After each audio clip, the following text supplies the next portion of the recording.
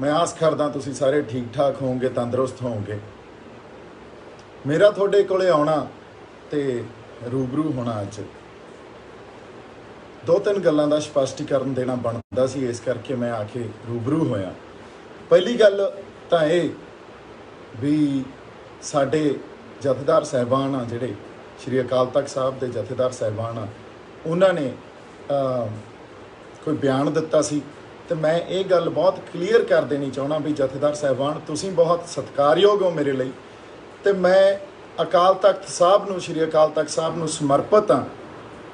कोई भी मेरे तो किसी तरह भुल हो गई होवे, अकाल तख्त साहब की शान च अकाल तख्त साहब का आदर सन्मान इज्जत जिहड़ा साडे दिलों के अंदर आ या मेरे दिल के अंदर आ, किसी भी तरह की जे मैं भुल हो गई होवे तां मैं ये कहना चाहना भी मैं अकाल तख्त साहब नूं समर्पित हाँ। अकाल तख्त साहब का कोई भी हुक्म मेरे लिए सिर मत्थे आ, क्योंकि मैं उत्थे संगत दियां पईयां होईयां या संगत दे जिहड़े जोड़े पए हुंदे आ, मेरी जिहड़ी आपदी वो तुसीं कह लो भी एक ओडैसिटी आ या औकात आ, वो उस बराबर भी नहीं आ। सो अकाल तख्त साहब मैं आपदे आप नूं निमन करदा इस गल ते इस गल का कोई शक नहीं आ, कोई शंका नहीं आ मेरे मन च किसी भी तरह की कोई इस गल नूं लैके बहस नहीं आ। मैं हमेशा ही अकाल तख्त साहब नूं समर्पित रहूँगा। ते अगली गल जिहड़ी मैं करनी चाहुंदा सी वो ये गल करनी चाहुंदा सी भी मैनूं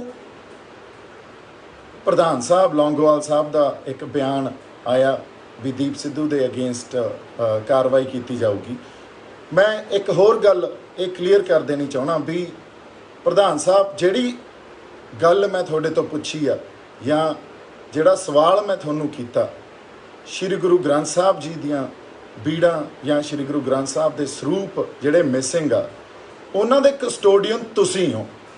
सो जे कस्टोडियन तुसीं हो तो वह जवाब तुसीं देना जी, मेरे ते कार्रवाई करके नहीं। इस करके मेरी हथ जोड़ के बेनती है तुहानूं, इन्हां गल्लां च आपां टाइम वेस्ट ना करिए, क्योंकि जे असीं बोलदे आ ਉਹਦੀ वजह यह आ भी असी किसी ना किसी ਜਿਹੜੇ हालात पैदा किए गए हैं ना किसी वजह करके उन्होंने हालातों तो या ਜਿਹੜੀਆਂ समस्यावां साडे सामने आ उन्होंने समस्यावां तो तंग आ ते असी हालातों तो संतुष्ट नहीं आ। हुण जे असी हालातों तो संतुष्ट नहीं आ तो किते ना किते असी ये चाहुंदे आ भी ये सब कुछ चेंज होवे, बदलाव आवे। इस करके असी आपदी आवाज़ लैके थोड़े सामने आने आ, कुछ आपदे सवाल लैके थोड़े सामने आने आ। हुण जिहड़ी गल इत्थे समझण वाली आ भी ये समस्यावां असीं तां पैदा नहीं कीतियां जी, ये समस्यावां तां साडे गलां च पातियां। हुण जे साडे गलां च ये समस्यावां पातियां ते अज दी डेट च कोई भी पंजाब दी समस्या या पंथ दी समस्या, इस गल नूं समझना बहुत जरूरी आ साडे सारिਆਂ ਲਈ ते संगत ਲਈ भी वो समस्या समुचता च देखी जानी चाहिए आ। इंडियन पोलिटिकल सिस्टम तो या इंडियन पॉलिटिक्स तो या इंडियन सोशल सिस्टम या रियलिटी तो उन्होंने नखेड़ के नहीं देखा जा सकता।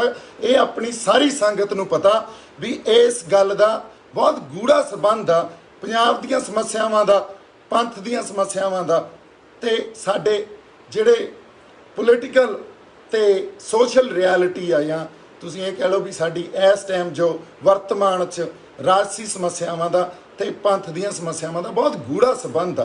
सो इस करके जे असीं कोई तुहाडे तो आके सवाल पुछदे आ उहदे ते जे राजसी सवाल पुछदे आ उहदे ते भी प्रॉब्लम खड़ी हो जाती आ, ते जे असीं मान लो पंथक मामले ते कोई सवाल पुछ लैंदे आ साडे च अज्ञानता हो सकती है, साडे च किसी ना किसी गल च साडे तो गलती हो सकती है। उन्नी क फ्रीडम सानू, उन्नी क आज़ादी सानू दिओ भी असी अज्ञानता च कोई गलती कीती होवे तां तुसीं उहनूं संवाद राहीं ठीक करो, सानू सही रास्ते ते पाओ ते सानू गाइड करो।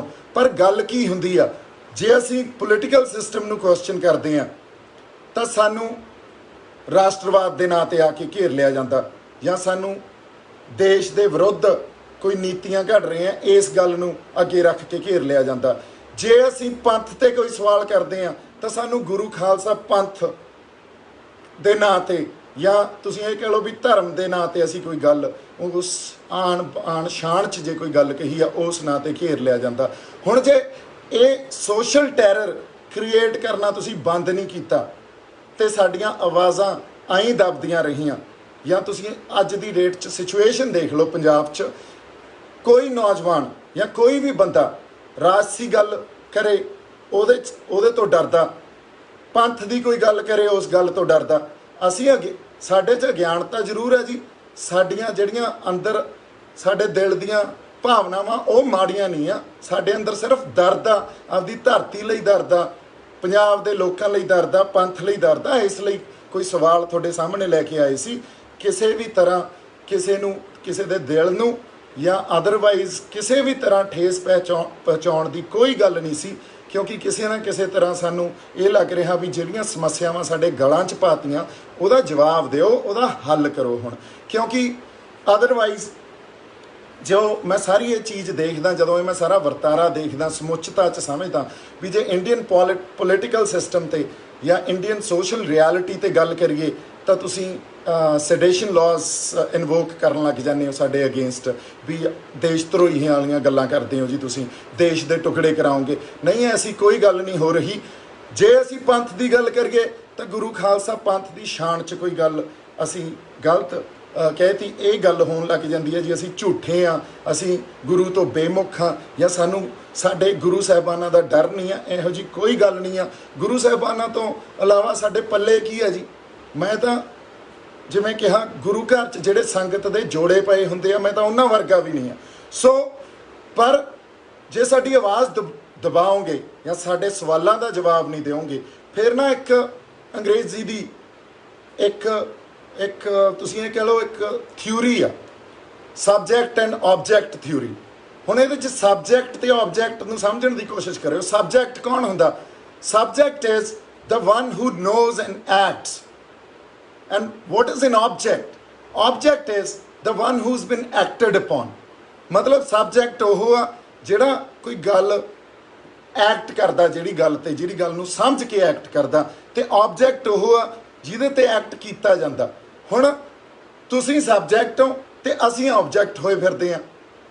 ਸਾਡੇ ਨਾਲ ਜਦੋਂ ਤੁਸੀਂ the one who knows and acts, an object is the one who can be acted upon and also can be manipulated, ਤਾਂ ਇਹ ਗੱਲ ਆ ਵੀ ਇਹ ਸਬਜੈਕਟ ਆਬਜੈਕਟ ਥਿਊਰੀ ਇੱਥੇ ਪੈਦਾ ਕੀਤੀ ਗਈ ਆ।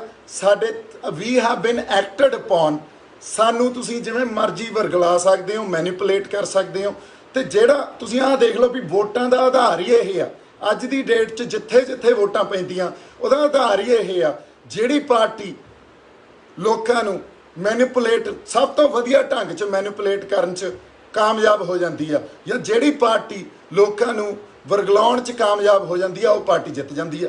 ਹੁਣ ਉਹ ਚਾਹੇ ਕੋਈ ਜਥੇਬੰਦੀ ਦੀਆਂ ਇਲੈਕਸ਼ਨਾਂ ਹੋਣ, ਉਹ ਚਾਹੇ ਸਟੇਟ ਇਲੈਕਸ਼ਨਸ ਹੋਣ, ਉਹ ਚਾਹੇ ਨੈਸ਼ਨਲ ਇਲੈਕਸ਼ਨਸ ਹੋਣ, ਇਹ ਤਾਂ ਆਪਾਂ ਸਾਰਿਆਂ ਨੂੰ ਪਤਾ। ਸੋ ਮੇਰੀ ਹੱਥ ਜੋੜ ਕੇ ਇਹੀ ਅਰਦਾਸ ਆ ਵੀ ਪੰਥ ਨੂੰ ਵੀ ਮੈਂ ਸਮਰਪਿਤ ਹਾਂ ਜੀ, ਤੇ ਸ਼੍ਰੀ ਅਕਾਲ ਤਖਤ ਸਾਹਿਬ ਨੂੰ ਵੀ ਸਮਰਪਿਤ ਹਾਂ। ਇਹ ਮੈਂ ਗੱਲ ਆਪਦੇ ਪੂਰੇ ਤਣੋਂ ਮਨੋਂ ਧਨੋਂ ਕਰ ਰਿਹਾ ਜੀ। ਕੋਈ ਮੇਰੇ ਤੇ ਕਿਸੇ ਤਰ੍ਹਾਂ ਦੀ ਇਹ ਗੱਲ ਨਹੀਂ ਆ ਵੀ ਮੈਂ ਪੰਥ ਦੀ ਸ਼ਾਨ 'ਚ ਜਾ ਕੇ ਕੁਛ ਕਹਾਂ ਜਾਂ ਸ਼੍ਰੀ ਅਕਾਲ ਤਖਤ ਸਾਹਿਬ ਦੀ ਸ਼ਾਨ 'ਚ ਕੁਛ ਕਹਾਂ। ਅਕਾਲ ਤਖਤ ਸਾਹਿਬ ਦਾ ਜੋ ਹੁਕਮ ਆ ਸਿਰ ਮੱਥੇ। ਪਰ ਲੌਂਗੋਵਾਲ ਸਾਹਿਬ ਨੂੰ ਮੇਰੀ ਬੇਨਤੀ ਆ ਹੱਥ ਜੋੜ ਕੇ ਵੀ ਤੁਸੀਂ ਸਾਡੀ ਲੀਡਰਸ਼ਿਪ ਹੋ, ਤੇ ਅਸੀਂ ਜੇ ਸਵਾਲ ਆਪਦੇ ਕਸਟੋਡੀਅਨਸ ਨੂੰ ਨਹੀਂ ਕਰਾਂਗੇ, ਆਪਦੇ ਲੀਡਰਸ਼ਿਪ ਨੂੰ ਨਹੀਂ ਕਰਾਂਗੇ, ਤਾਂ ਫਿਰ ਜੇ ਸਾਡੀ ਆਵਾਜ਼ ਦਬਾ ਦਿੱਤੀ ਜਾਊਗੀ ਤਾਂ ਫਿਰ ਕੋਈ ਬਾਹਲੀ ਵਧੀਆ ਗੱਲ ਨਹੀਂ ਹੈ ਜੀ। ਕਿਉਂਕਿ ਤੁਸੀਂ ਸਾਡੀ ਜਿਹੜੀ ਇੱਕ ਜ਼ਮੀਰਾਂ ਨੂੰ ਜਦੋਂ ਆਈ ਕੁਚਲਦੇ ਰਹੋਗੇ ਜਾਂ ਸਾਨੂੰ ਮਾਰਦੇ ਰਹੋਗੇ ਜ਼ਮੀਰਾਂ ਨੂੰ, ਤਾਂ ਮੇਰੇ ਖਿਆਲ 'ਚ ਜਿਉਣਾ ਬਹੁਤ ਔਖਾ ਹੋ ਜਾਊਗਾ। ਸੋ ਇਸੇ ਗੱਲ ਤੇ ਮੈਂ ਆਗਿਆ ਲੈਣਾ ਜੀ। ਮੇਰੇ ਵੱਲੋਂ ਤੁਹਾਡੇ ਸਾਰਿਆਂ ਲਈ ਬਹੁਤ ਸਾਰਾ ਪਿਆਰ ਤੇ ਸਤਿਕਾਰ। ਸਤਿ ਸ਼੍ਰੀ ਅਕਾਲ।